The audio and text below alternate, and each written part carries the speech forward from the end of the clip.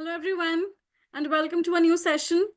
So, I hope all of you are doing just great and preparing for your exams really well. And I'm back with a new revision session of GATE, and here with me is Ananya. Hello, everyone. Right. So, let's get started with our session tonight. I welcome you all again to our 17th revision session of GATE. I hope this series has really helped all of the GATE aspirants out there. Okay, so let's move on to the first question for tonight. Right. Who among the following is famous for mythological fiction? Is it Kavita Kane, Bulbul Sharma, Megha Majumdar, or Shubhangi Swarup? So, mythological fiction, science fiction, all this will be very important for GATE. So, here it is Kavita Kane, who is a very important writer of mythological fiction. All of her books are based on Indian mythology.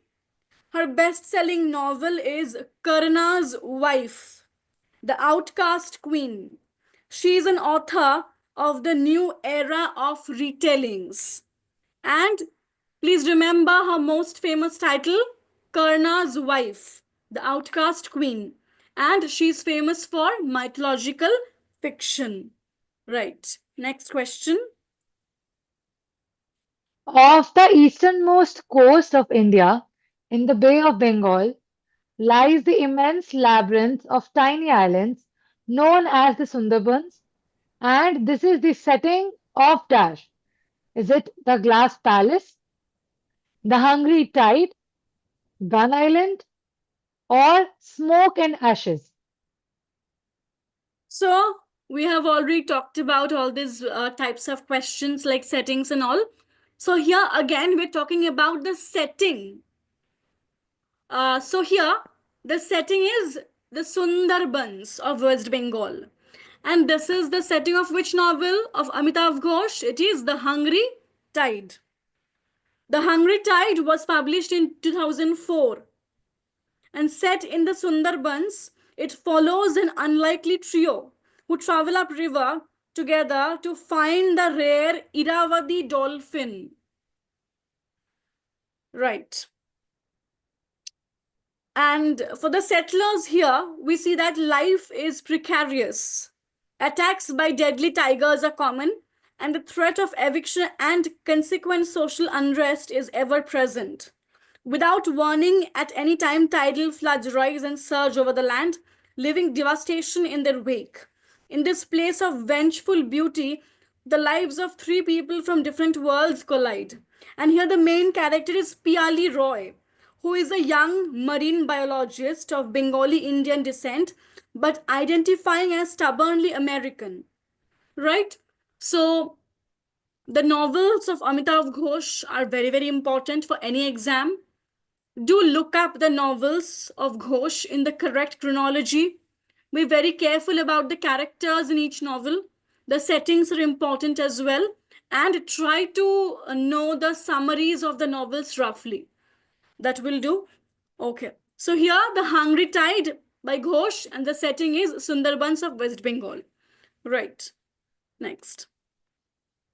Queen Victoria was an ardent admirer of Tennyson's work, writing in her diary that she was much soothed and pleased by reading Dash after Albert's death.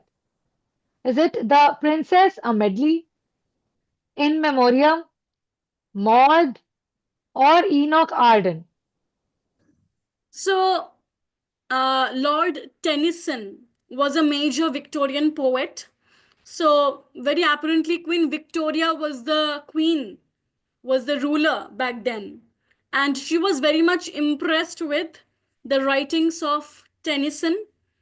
And when she was mourning the death of her husband, Prince Albert, so back then, one of the works of Tennyson really helped her to cope up with her grief. And that work was one of the most famous works of Tennyson.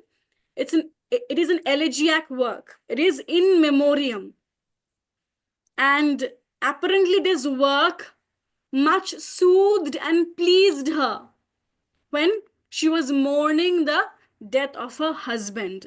As we all know, it is a collection of elegies by Tennyson. And in this work, Tennyson had mourned the death of her friend, right, Arthur Henry Hallam. So there's same echoes of grief also resonate here in the works of in this work of Tennyson. So yes, Victoria was very much impressed with Tennyson's In Memoriam when she was mourning the death of her own husband. Next. Which among the following is not a New Woman novel?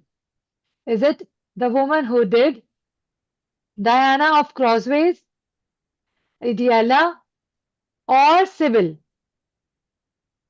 Here, one novel is a Condition of England novel and not a New Woman novel. It is Sybil by Benjamin Disraeli.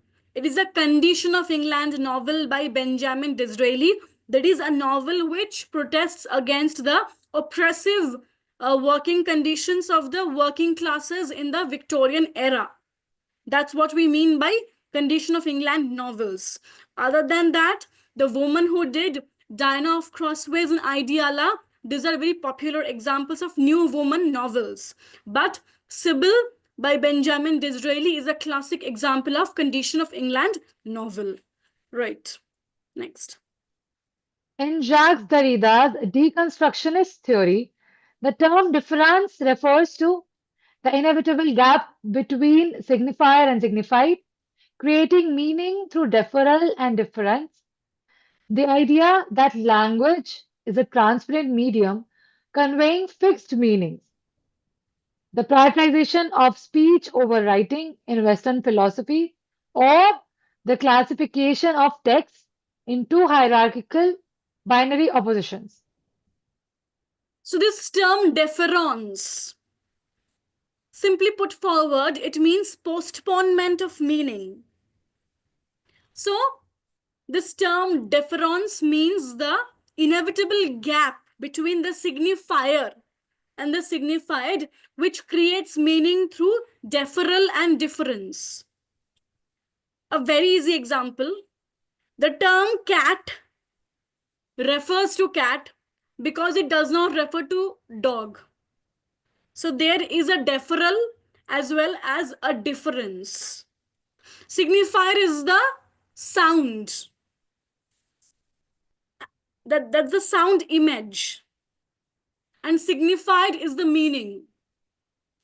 And Derrida believed there was an inherent gap between these two because there is nothing in the term cat which can actually give us the idea that okay, it's an animal with four legs, a body covered with fur, two eyes, two ears. There's nothing like that. But uh, certain communities are, yes, certain communities have agreed that okay, the term cat will mean this animal, and hence this idea that okay, the term cat will mean this and not this. So the term cat refers to a certain animal, it will not mean dog. So this is what we mean by deference. There is the postponement of meaning through difference. Okay, next. So do join our paper 1 dedicated course.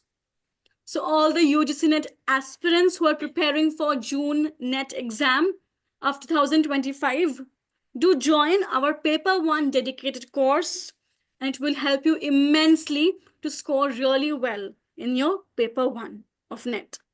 Right, next. Which of the following texts is most closely associated with the aesthetic movement?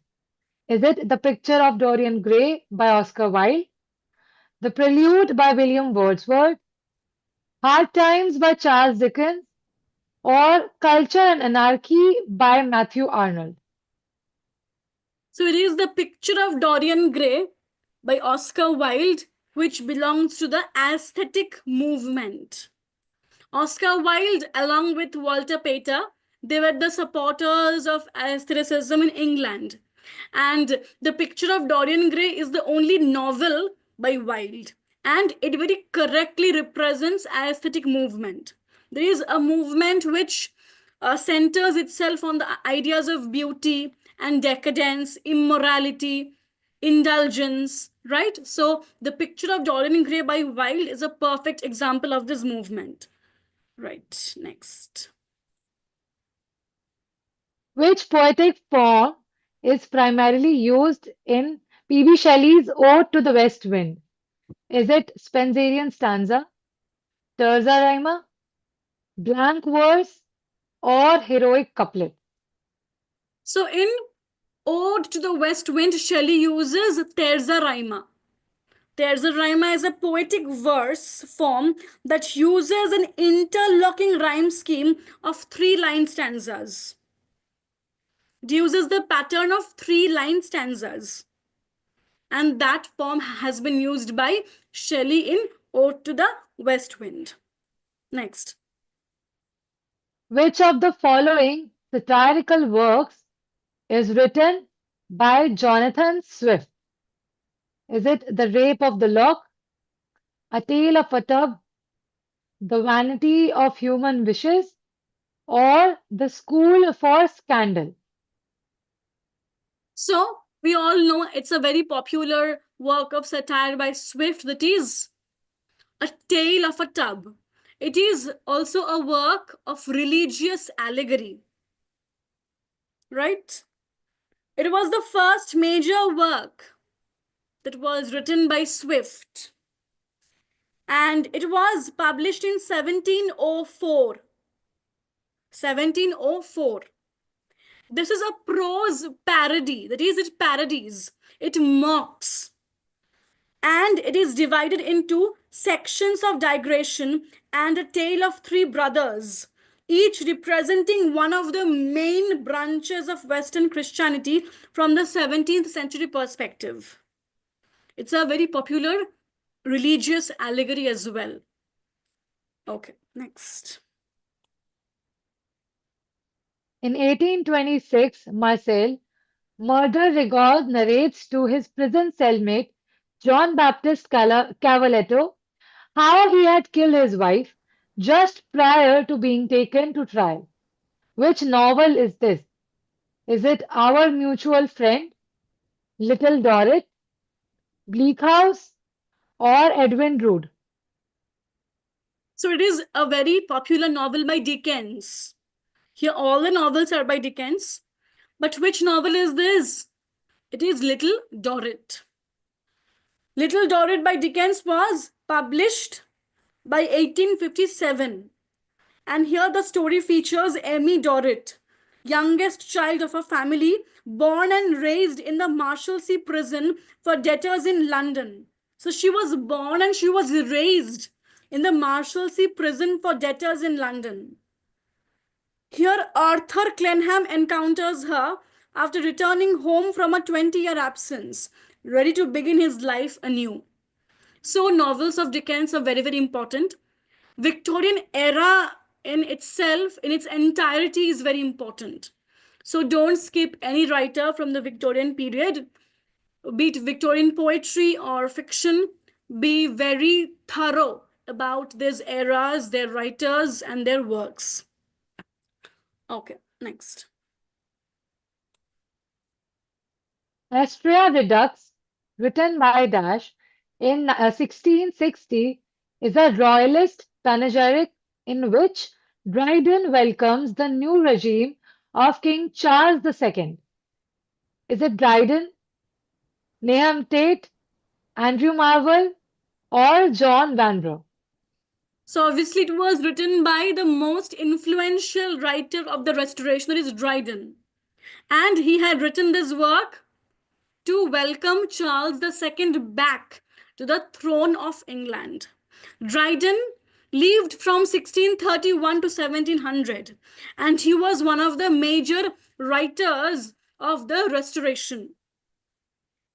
Other than Astrea Redux, His major works of satire are Absalom and Achitophel, Macflecknoe, The Medal, The Hind and the Panther. Dryden is a very, very important writer for any exam, not only GATE, any exam. So, do look up all of his works thoroughly, including the chronology, characters. Okay, very, very important. Next. I wander through each chartered street, near where the chartered Thames does flow, and mark in every face I meet marks of weakness, marks of woe.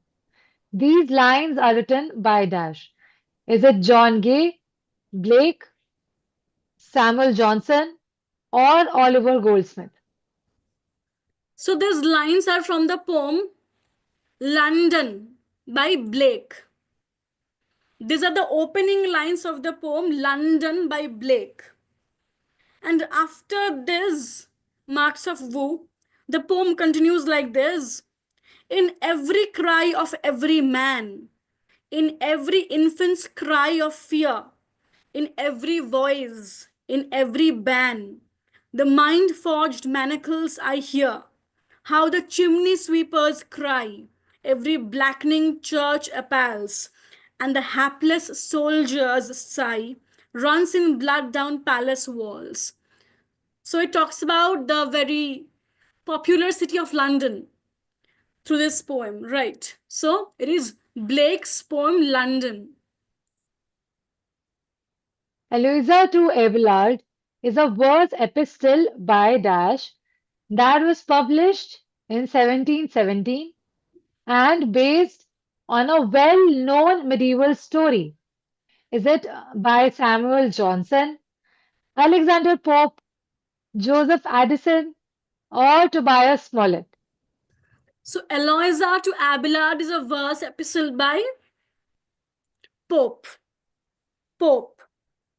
This work itself is an imitation of a Latin poetic genre, and its immediate fame resulted in a large number of English imitations throughout the rest of the century and other poems more loosely based on its themes thereafter. So it is an imitation from Latin. And its genre is what? It's a verse epistle by Pope that was published in 1717. Again, Pope, Dryden, Milton, Dickens, Tennyson, Bronte sisters, Shakespeare. These are the major writers that you need to know for any exam, not just for GATE, but for any exam of English literature. So don't miss these writers at all. Learn about them thoroughly.